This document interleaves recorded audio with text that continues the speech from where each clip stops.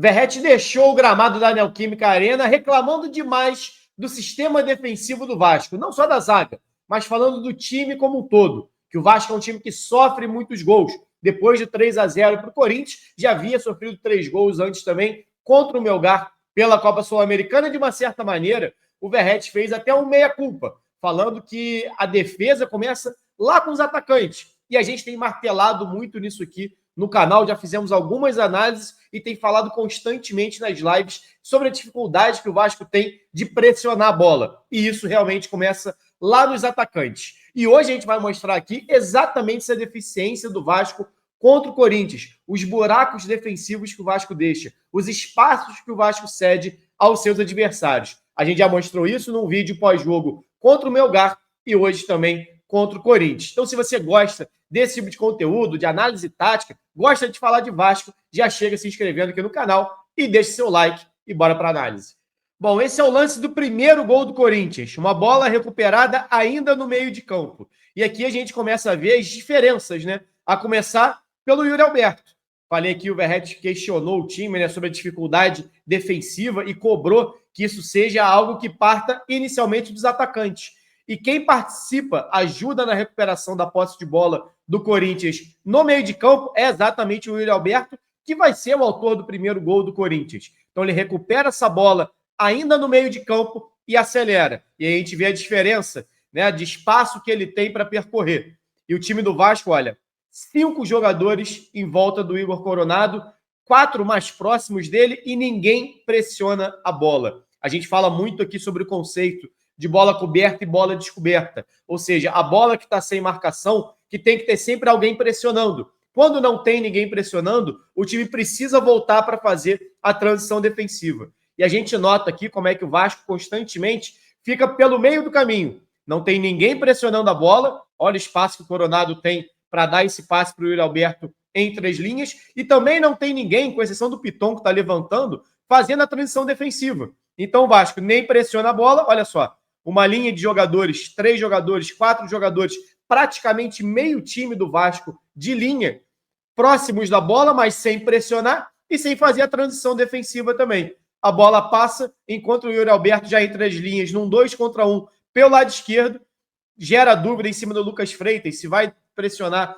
o Carrilho ou se vem no Yuri Alberto. Essa bola passa com facilidade, mais uma vez, antes um 2 contra 1 pela esquerda, agora um 2 contra 2 por dentro, ou seja, o Vasco sempre em, no máximo, uma igualdade, sai a bola do Carrilho, e aí aqui um erro para mim do Puma individual. O Puma, ao invés de fechar a frente do Depay para bloquear o passe, não sei porque ele vai para as costas do Depay. A gente vê que a bola está flutuando ainda, ó, e ele já está colado no Depay, e mesmo assim não faz o movimento para antecipar a jogada. Ele vai para as costas, permite o Depay ajustar e dar esse passe para o Alberto fazer 1-0 para o Corinthians. Ou seja, um problema, vou botar de novo para rodar aqui com calma desde o início, uma bola que começa com roubo de bola do centroavante do Corinthians no meio de campo, algo que falta ao Vasco, essa pressão na bola dos jogadores mais de frente, falta pressão na bola dos jogadores de meio de campo, a gente vê 1, 2, 3, 4 jogadores, 5 em volta do Coronado e ninguém pressionando a bola, se você não está pressionando a bola e não está pressionando ou tentando bloquear linha de passe, você vai sempre ceder campo para o adversário. Olha o espaço que tem entre a linha defensiva e o meio de campo. Como é que ninguém chega? A dificuldade que o Vasco tem de correr para trás e o Corinthians faz 1-0 com muita facilidade. Esse aqui é o segundo gol do Corinthians, numa bola onde o Vasco tenta construir no campo ofensivo. O Jair erra o passe, a bola toca na mão do Ranieri, mas para mim não era lance para marcar realmente.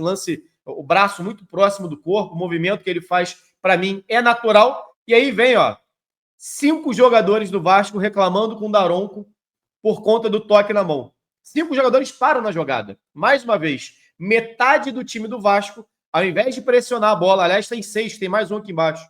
6 jogadores, mais de meio time do Vasco, ao invés de pressionar a bola, vai pressionar o árbitro. E o Corinthians vai jogar, bola longa, mais uma vez. Olha a distância entre a linha defensiva do Vasco e a linha de meio de campo. Olha o buraco que fica entre as linhas do Vasco. Olha o espaço que o Yuri Alberto tem para dominar essa bola e conduzir.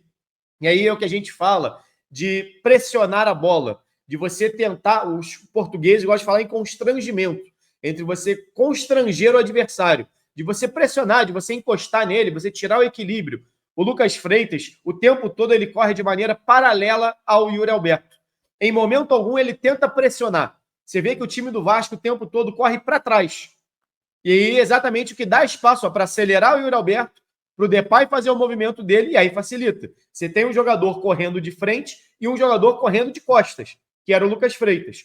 O Yuri Alberto faz o movimento para a perna ruim do Lucas Freitas, que é a direita, ele é canhoto, puxa para dentro, e aqui, ó, Depay já ganhou as costas do João Vitor, e aqui um abraço. O João Vitor demora para tentar girar, para interceptar essa bola, talvez o João Vitor pudesse até pensar em sair um pouquinho para deixar o Depay em condição de impedimento, acaba que não deixa nem impedimento, dá o espaço para o Depay, não consegue fazer o giro, e aí o Depay pega e faz o 2-0 para o Corinthians, mais uma vez com o Corinthians com um jogador construindo sem pressão na bola, com muito campo para conduzir e ninguém pressionando o jogador, nem que vai receber e nem que está dando passe. Aqui mais uma vez, linha defensiva do Vasco toda correndo para trás, 5 jogadores próximos no setor, mesmo com superioridade, o Vasco não consegue pressionar a bola.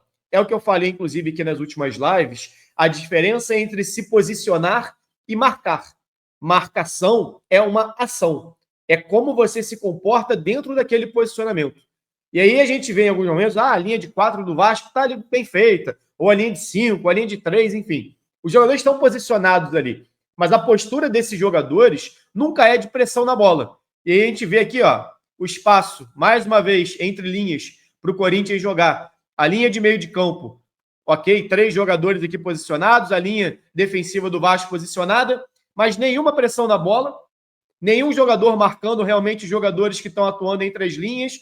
Aí sim o posicionamento entre as duas linhas muito distante. A bola chega, se não me engano, no Matheus Bidu, faz uma tabelinha com o Depay, acaba que esse gol é anulado por conta de um toque do Matheus Bidu sem querer. Porque também acho que se não tivesse o toque, ele chegaria na frente do Puma de qualquer maneira, esse gol sairia. E aí o Vasco acaba sendo, de uma certa maneira, poupado por mais um erro nessa transição defensiva, essa dificuldade que o Vasco tem. Olha, mais uma vez, ninguém pressionando o portador da bola. 3 jogadores alinhados aqui, mais um fazendo uma ultrapassagem com total liberdade e o espaço entre as linhas. Olha como é que essa bola passa fácil. Ó. Lance muito parecido com o do Depay para o gol do Bidu, que acabou sendo anulado. Uma bola buscando o corredor de dentro e depois um passe de primeira buscando a ultrapassagem nas costas. Foi exatamente a jogada que o Matheus Bidu fez com o Depay para dentro da área. O espaço entre as linhas que o Vasco dá, a distância entre o zagueiro e o meio de campo, o buraco imenso que fica, e aí o Corinthians consegue construir pelo lado esquerdo, mais uma vez, olha, o Vasco alinhado com 4 jogadores na defesa, mas um espaço muito grande entre as linhas, os jogadores do Corinthians conseguindo jogar entre as linhas, ou seja, essa linha de 4 do Vasco. Matheus Bidu já ganhou a frente aqui do Puma, o Depay já vem nas costas do Piton, e esses dois aqui com extrema liberdade, que deveriam estar sendo marcados pelo meio de campo do Vasco e não pelos zagueiros. O João Vitor, assim como fez o Lucas Freitas no primeiro gol, também não chega para pressionar a bola. Corre o tempo todo de maneira paralela, e aí quando ele vai tentar, já passou o passe, o Depay gira, e mais um gol que acaba sendo anulado, mais um lance onde o Vasco, mais uma vez, dá espaço para o Corinthians construir. Olha só, a gente olha aqui, tem um 4-3-3, olha a distância entre a linha ofensiva do Vasco, o ataque do Vasco, e a linha defensiva. Olha a distância que tem, principalmente entre o ataque e o meio de campo. Olha como é que o Corinthians tem vários jogadores espalhados em setores onde não tem ninguém próximo. Então o Vasco se alinha, o Vasco perfila, o Vasco se posiciona, mas ele não consegue pressionar. Ele se posiciona espaçado, alinhado lateralmente, mas olha, a linha inclusive aumenta. Porque essa bola longa sai, o meio de campo segue correndo para frente e a linha defensiva correndo para trás. E aí é natural que em algum momento, olha o espaço que tem entre todas as zonas do Vasco, é onde o Corinthians consegue jogar com total liberdade. E aqui já é o lance do terceiro gol do Corinthians, aí o Vasco já totalmente entregue, 2 jogadores contra 1, mais uma vez, mesmo tendo uma superioridade no setor, o Vasco sem conseguir pressionar a bola, nem que seja para cometer uma falta.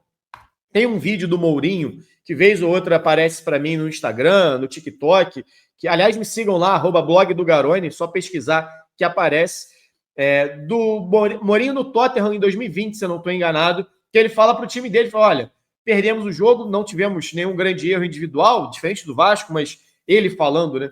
Perdemos o jogo porque não soubemos, porque fomos bonzinhos demais. Primeiro lance do jogo, o adversário foi lá, jogada de transição, matou a jogada. Terceiro lance do jogo, o Lucas Moura, que estava na época no Tottenham, tentou acelerar, matar a jogada. O Vasco é um time que, inclusive, no Campeonato Carioca, recebeu o troféu Fair Play, se eu não me engano, por menos cartões. O que diz muito pouco sobre o time. Talvez diga mais até sobre a falta de combatividade desse time. Porque em muitos momentos o Vasco tem a chance, se a gente voltar no primeiro gol do Corinthians, a gente vê isso de maneira muito clara, tem a chance de matar a jogada, sem receber nenhum cartão vermelho, sem ser uma jogada realmente violenta, mas simplesmente matar a jogada taticamente e não mata. E esse terceiro gol do Corinthians é mais um exemplo, né, de como o Vasco tem uma superioridade, não consegue pressionar, não diminui o espaço, permite o passe e aí facilita para o time do Corinthians mais uma vez, uma jogada rápida, 2, 3 toques, já botando a defesa do Vasco para correr para trás mais uma vez, e aí o Depay chega com liberdade, o João Vitor acaba marcando um gol contra. Então, não é uma casualidade. Isso acontece de maneira constante. O Vasco, uma dificuldade de construir saindo de trás, se expõe, porque sobe as suas linhas, perde a bola, precisa correr para trás. Nessa de correr para trás, bom, primeiro, poderia correr para frente para pressionar a bola. Não consegue correr para pressionar o jogador que recuperou. Também não corre para trás porque não consegue fazer essa transição defensiva com velocidade, com qualidade. E acaba ficando no meio do caminho. A gente viu aqui, desde o lance do primeiro gol, que eu vou deixar rodando direto aqui, para a gente acabar de ver, desde o início o Vasco perde a bola e olha só, nem pressiona a bola e nem consegue fazer a transição defensiva. Então fica exatamente no meio do caminho. O time do Vasco hoje sem bola são simplesmente linhas. Linhas que, obviamente, não vão ocupar o campo inteiro. Então, dá uma liberdade muito grande para qualquer equipe conseguir construir a partir dali. Porque recupera essa posse de bola, olha, mais uma vez, não tem pressão no jogador que está com a bola, não tem ninguém próximo de quem vai receber, não existe esse constrangimento de pressionar, de incomodar o jogador, de chegar para cometer uma falta e parar o lance. Então, permite campo para esse adversário avançar e, obviamente, depois vem a qualidade do adversário para matar a jogada. O próprio Verratti falou sobre isso. Né? No brasileiro, se vacilar, se errar, o adversário é qualificado para matar o jogo. E o Vasco erra demais e cede espaço demais para os seus adversários.